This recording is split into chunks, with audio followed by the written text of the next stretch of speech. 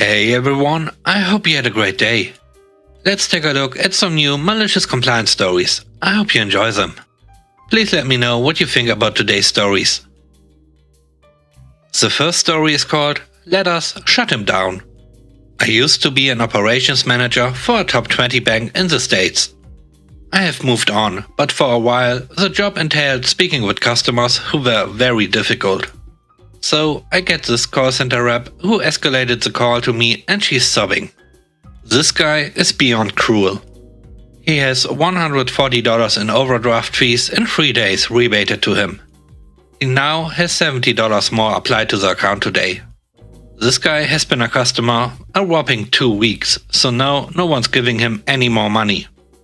Hence, he threatens to sue, so I get to talk to him. Now, I'm a sensible guy, and I'd like to believe a good person. Single mom? You're getting your fees back. Going through chemo? You are getting your fees back. If you are a broke college kid and you tell me you just need the money so you can eat, you are getting your money back. But this dude was a miserable piece of garbage and absolutely brutal in his insults. He gets on the line and doesn't even bother with any pleasantries. So right off the bat, he claims he's taking us to court. I try to explain how it happened, and he yells at me that he doesn't care. He's not listening to me and wants me to give him his money. I explain to him that we have already rebated 4 fees, and that's more exceptions than we normally give. So we would not rebate further fees. He cuts me off and then proceeds to call me horrible, terrible slurs and other crazy, stupid and disgusting things. Like, for real, over $70. So really inappropriate, but hey, I aim to please. So I say I think we've gotten a bit off track and asked if I can hold to talk to my boss. This guy tells me to make it fast, he's getting on a plane soon. Cue malicious compliance. I pull the call record and email it to legal and corporate security.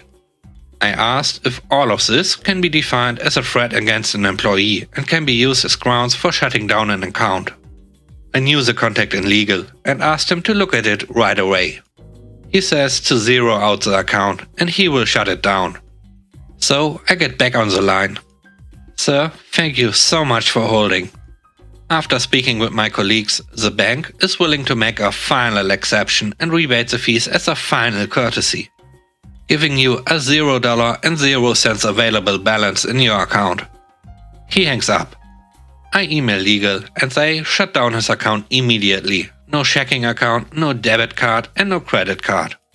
This guy got off a plane in Chicago expecting to put cash in his account at an ATM and seeing a direct deposit from his job.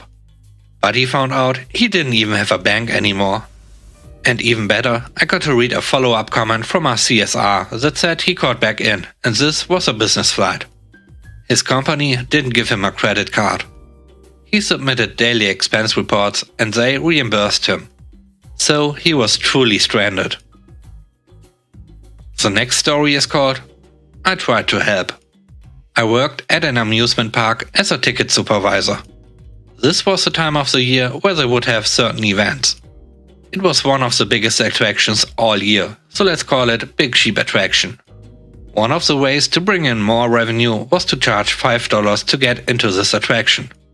Subsequently, if you purchase this ticket for $5, you can buy additional attraction tickets for one of our many other attractions for an additional $5 per attraction. Normally, the other attraction tickets were $20 each. If you wanted to go to one of the other attractions, it would be cheaper to buy the ticket for $5 for attraction X and then do an add-on for an extra $5 to get to any of the other attractions. I was the supervisor of the cashier's department. We were pretty busy, so I decided to take up a bank and a computer to sell tickets. I come from a very frugal family, so I always try to help people get the best deal. And I always tell my employees to tell the other guests about the best deal. Our main goal was to have people have a good time, so they would want to come back. So this guy comes up to me.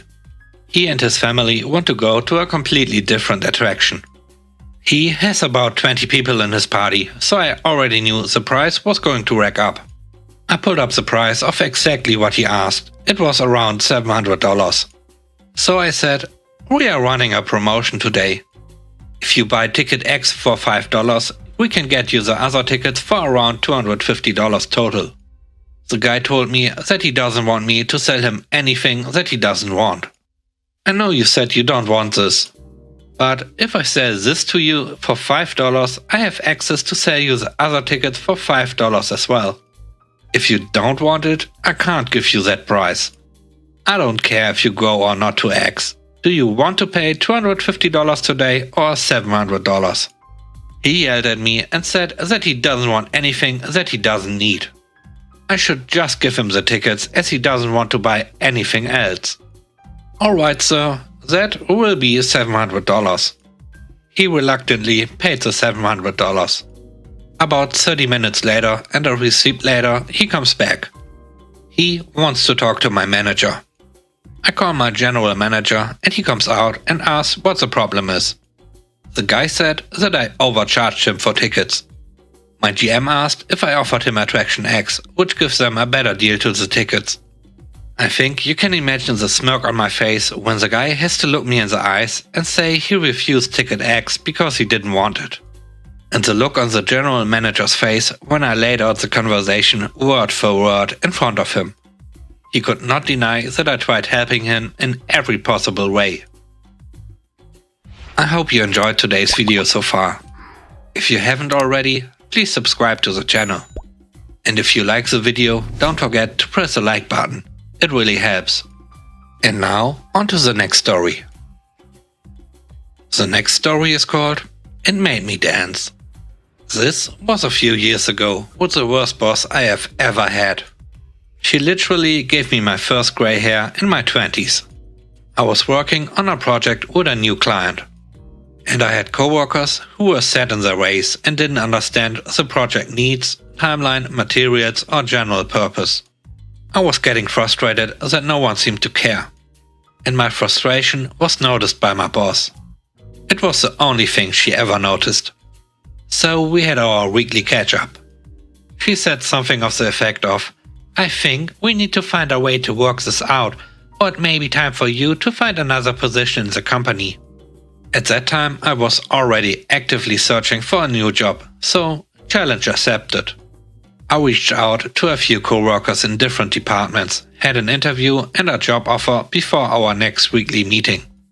It was glorious to see the look on her face. The conversation was something like, "Last week you mentioned that I should look for a new job. Well, I found one. My last day with you is next week. I'm moving to another department with my friend." Her jaw dropped and she seemed appalled that I actually wanted to leave that hellhole of a department and boss. I literally danced down the hallway back to my office. The last story is called "You Got What You Asked For." This happened about 3 years ago. I worked at an underground go-karting area as a controller. So I sold tickets and controlled the races, meaning I stopped and started them. It was one of the busiest Saturday nights. I'm rushing around with tickets and control the races. My marshals are running around and trying to make sure the races run smoothly. This one family comes in and bought 2 tickets. The father and son wanted to race each other. When it came to their turn, the father says he wanted that card and pointed at the one on the island. The card on the island is black with some nice fire patterns on it. It really did look awesome, but it had a catch. It is just a prop with no engine. I told the father this, but he insisted on that card. I thought he was maybe a little hard of hearing or it was too noisy for him, so I repeated myself.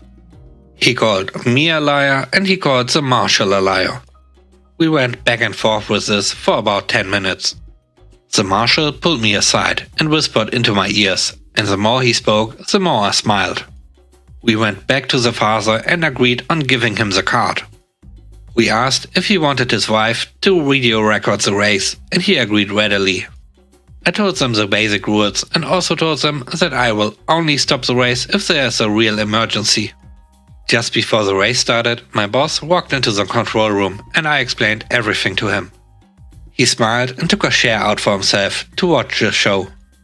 The lights turn green, the wife starts recording, the son is off, and the father, well, the father was still where he is. He went off at us and telling us that we have cost him the race. We get him into another cart, but by then his son has done 2 laps. After the race, the father demanded that he speaks to my manager, and to his luck, my boss is standing next to me. My boss's words: "You got what you asked for, so I suggest you leave or recall security." The father leaves and his wife had tears in her eyes from laughter. The son apparently won $100. And this all happened in front of over 200 customers. Thanks for watching the video. I hope you enjoyed it. If you did, please leave a like. And if you want to see more videos, don't forget to subscribe. Have a great day and stay safe. Bye bye.